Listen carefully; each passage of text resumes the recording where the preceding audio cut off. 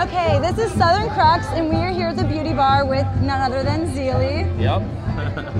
So we want to talk to you a little bit about, you're from Austin, you're a native here, you grew up here. What brought you to rapping? What was the first time that you remember picking up that microphone and being like, I know that I'm going to do this for a good chunk of my life? I think honestly it was just when I was younger, when I listened to a lot of music. I used to listen to, like, back in the day I had this really terrible uncle who would play all this music my mom didn't want me to hear. It's my mom's brother, so basically he would play like NWA and Ice Cube and all kinds of like that. Oh, so the rap music. Oh yeah, like, you know, hardcore stuff. I was like 8, you know.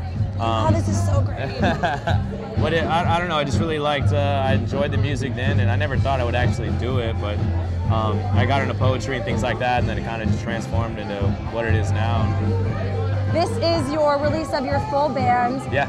It depends, you know, some artists, they choose just having a DJ, and some artists want to have a full band. What was that pivotal moment for you that you decided you wanted to have a full band? My manager made me. Your manager made you, and you're just going to do what your manager says to do? No, I mean, I played with the band for 2 years, but it wasn't my band, and I was just kind of a part of it. And I played probably some of my best shows with the band because I'm able to feed off everybody's energy. Yeah. But I should say that my version of a band is not a traditional band. There is no bass player or guitar player.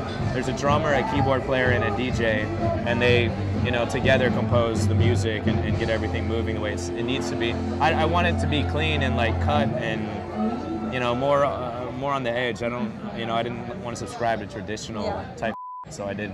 Make up your own type of, you know, curate your own band. Yeah, and they're not all here tonight, so this is a partial. This is a partial, you know, revealing of the band. Let me kick ass.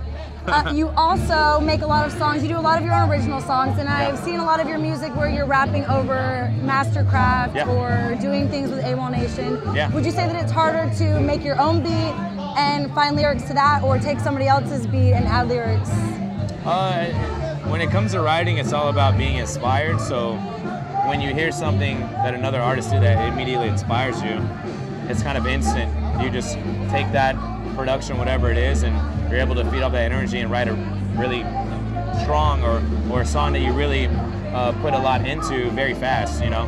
Most of the songs that I write on mashups, I'll hear the song and in about an hour I'll have edited it, chopped it up, produced it, then recorded everything, and it'll be done. Other songs that when you produce by yourself, they're a little bit harder because there's so many ways that you can go with music that you just gotta kind of hone into it. But, you know, I believe that all music should be free. I don't believe that anybody can copyright sound waves, you know, so therefore when I take somebody's music and sample it and use it, it's just another way to express myself and music in general, and I personally don't think anything's wrong with that, you know.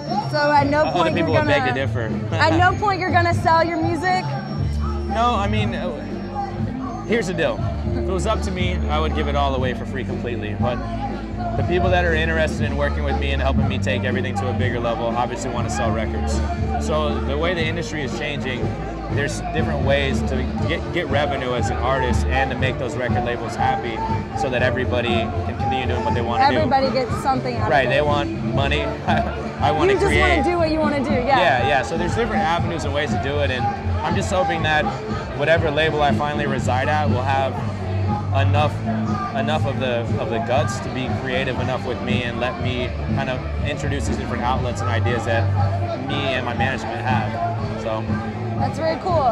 You also mentioned a little bit how the Austin music scene is changing, and being from here, what are some of the major things that you've seen, especially with festivals like South by Southwest? How does it, you know, transition from where you used to be able to go out and maybe get seen to where now there's an influx of people that are closing down shows?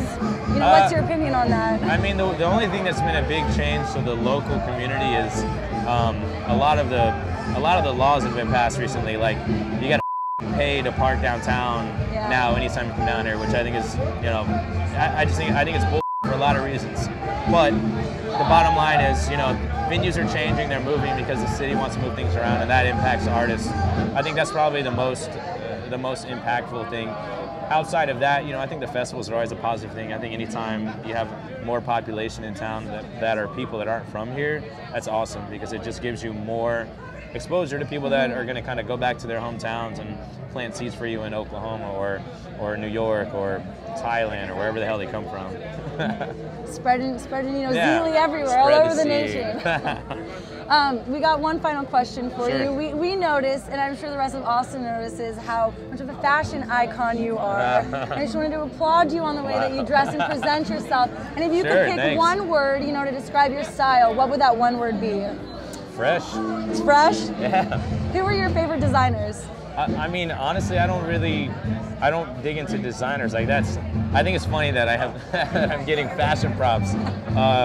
I just kind of I look at a lot of blogs and I kind of pick and choose my own style and put my things together. But I just don't want to ever be bogged down in traditional type. So I kind of express that through my clothing and also through my music and everything else I do. So, but thank you. That's it. Now I feel I'm blushing. Biracial guy blushing. We just wanted to let you know that you look fly. Thank you. You're welcome. My name is Zeale. This is Southern Crux Austin, and my to-dos are: number 1, get a burger at El Camino; number 2, get a fishbowl at Hula Hut; and number 3, go cliff diving at Paleface, if there's water. Thank you, Zeale, for interviewing with us. You're welcome. Thank you. You're watching Southern Crux TV.